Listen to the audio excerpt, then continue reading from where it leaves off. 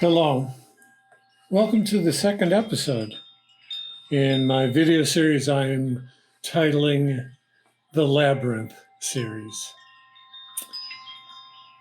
Labyrinth 1, I started at home, did all the card layouts and the readings at home, and then I went out to the Labyrinth and walked it for any additional inspiration, and then set up before the camera and read out there. This time, I did it the opposite way. I went to the labyrinth first, and I went into the labyrinth with an open mind, some things that have been playing around in my mind, but with a total commitment to surrender to the moment and to any inspiration that was there for me inside. And that is basically how the reading that I'm going to do came together, because there was inspiration inside, and we will talk about it. Back home, welcome. Let's get right into it.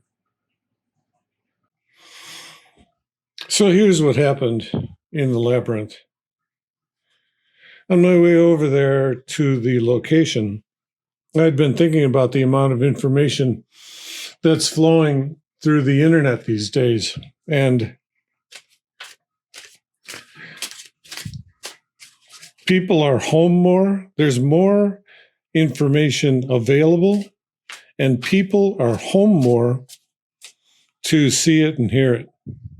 And I'll bet they are. I'll bet there's so many more people that are watching these days. I don't know statistics or numbers or anything, but my imagination, my intuition tells me it's big. So that's what I took in with me to the entrance of the labyrinth. And when I got in there, I started to review, or a couple of the things I had seen on YouTube went across my mind. It went from talk show hosts on Skype interviewing celebrity couples at home and talking to them about how they're getting along, what kind of arguments they're having, or how they're making it work when people are closer together more frequently than they're used to being, and what happens. Then I also saw another video representation where someone was considering the idea and the understanding of death through the death of their pet who just died. It's all good stuff on one level or another. But then I thought about one of my favorite YouTube gurus, if you will, who has an online gratitude and forgiveness meditation.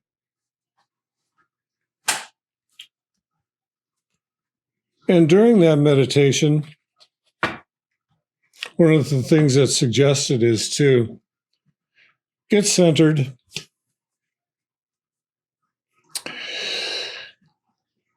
and repeat to yourself, what am I grateful for?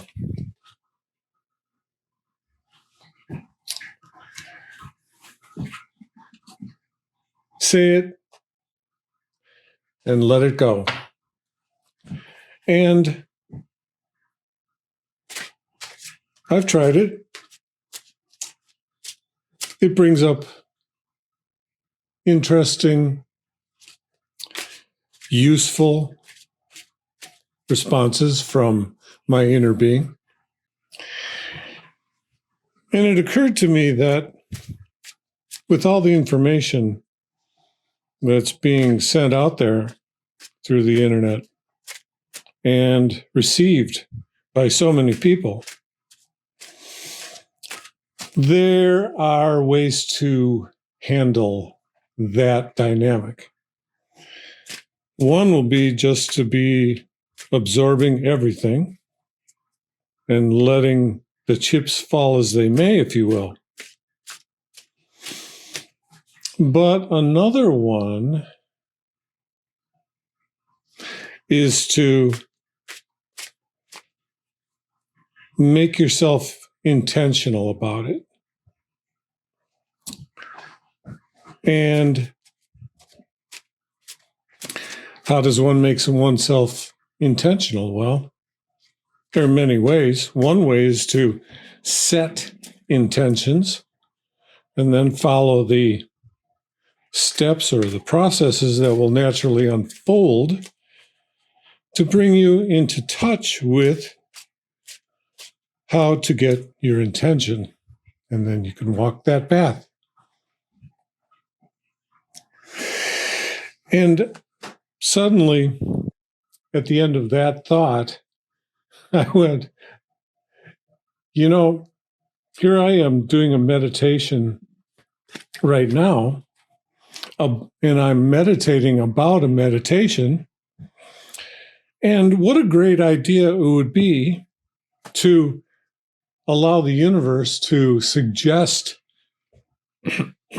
ways that the meditations that we do or the intentions we set as we absorb all this information that's streaming. Suggest ways that might and could give direction to our thoughts, to our meditations, to the question of how are we going to go into what we're already in, but how are we in there? How did we go into it? How can we re-enter this process that's underway with an eyes wide open approach, with intention rather than the passive response to stimulus. And so what came to me was this.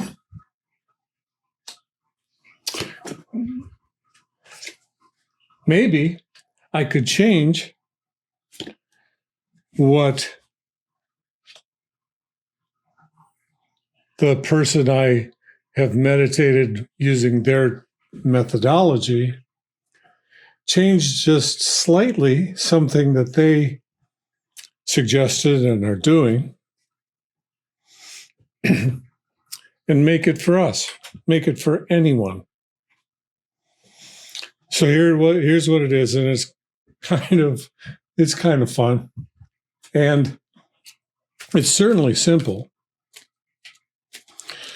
One merely gets quiet, mind, spirit, and body quieted, gets centered in the heart,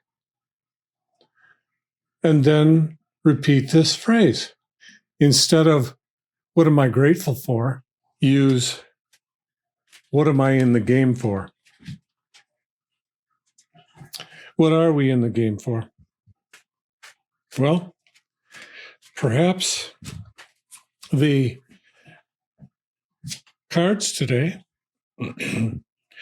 can suggest some things we're in there for,